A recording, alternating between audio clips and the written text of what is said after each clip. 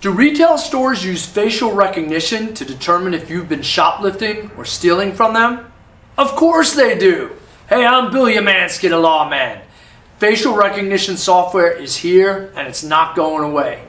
If you go into a store and you've ever been in there before and maybe have stolen or taken an item by accident or checked out without paying for a particular item because you forgot, realize that they have you on camera. What happens is store security can run your shot of your face through their database and they will pull up other times that you've been in the store. And if you've been in the store and you've stolen before or even made a mistake and took something that you didn't pay for, guess what?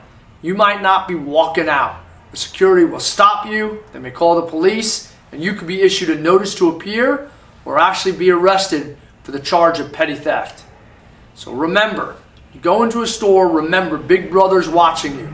There's facial recognition software all over the place. Cameras are zeroing in on your face. And be careful, be safe, and make sure that you call the lawman.